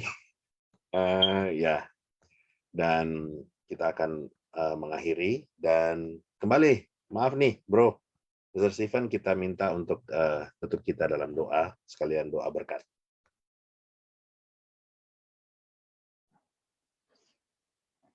Mari kita berdoa. Terima kasih Tuhan buat kemurahan Tuhan, buat apa yang sudah kami dengar, yang kami sudah saksikan, yang sudah kami terima pada saat ini Tuhan. Kami percaya setiap benih yang ditaburkan tidak pernah kembali dengan sia-sia. Dan hamba berdoa, kami berdoa dalam nama Tuhan Yesus. Semua kami sudah mendengarkan. Engkau menjadi jawaban dalam hidup kami. Yang susah, percaya Tuhan, Engkau yang sudah menghiburkannya. Yang sakit, ketika mendengarkan firman Tuhan ini, sudah disembuhkan oleh bilur-bilur Tuhan 2000 tahun yang lalu. Dan itu semua sudah sempurna bagi kami Tuhan. Terima kasih buat salib yang luar biasa. Terima kasih buat karyamu dalam kehidupan kami. Menebus kami. Orang yang seharusnya mati, yang seharusnya tidak berguna, yang seharusnya sia-sia, yang seharusnya hidup menderita. Tapi Engkau, Tuhan, datang memberikan kehidupan yang kekal bagi kami, Tuhan. Terima kasih. Roh Kudus-Mu selalu menolong kami, menghibur kami, menyertai kami, menolong kami, Tuhan. Menuntun kami, supaya kami hidup di dalam kehendak-kehendak Tuhan saja. Terima kasih, Tuhan. Memberkati teman-teman di Chosen Generation ini, Tuhan. Berkati semua, Tuhan. Kami percaya berkat-Mu melimpah bagi Ibu Ana dan keluarga, buat anak mereka, suami, anaknya diberkati Tuhan. Buat Prami, semua diberkati Tuhan. Apa yang mereka pikirkan, apa yang sedang mereka kerjakan, semuanya Tuhan, atas kehendak Tuhan semua. Terima kasih Tuhan Yesus. Terpujilah semua orang yang sudah mendengarkan, yang ada di Zoom meeting ini Tuhan, yang ada di Facebook, yang ada di mana saja yang mendengarkan ini. Kami percaya diberkati oleh Tuhan. Kasih dan rahmat Tuhan, damai sejahtera Tuhan menaungi kita. Mata Tuhan, wajah Tuhan selalu memandang kita dan memberikan berkat-berkat yang melimpah di dalam kehidupan kita. Di dalam nama Tuhan Yesus Kristus. Yang percaya katakan, amin. Amin. Thank you, Puji Pastor. Tuhan. God Thank bless you. Terima kasih buat Pastor Stephen. Terima kasih untuk semuanya. Jangan lupa untuk menyaksikan rekaman ini lewat The Chosen Generation YouTube channel yang akan diupload setelah ibadah ini. Sampai ketemu minggu depan. Terima kasih Pendeta Ana. Selamat malam, selamat sore semuanya. Kita bertemu lagi. Terima kasih buat yang ada di Manado yang sudah join juga. Terima kasih. Tuhan Yesus memberkati. Selamat sore. God bless you. God bless you.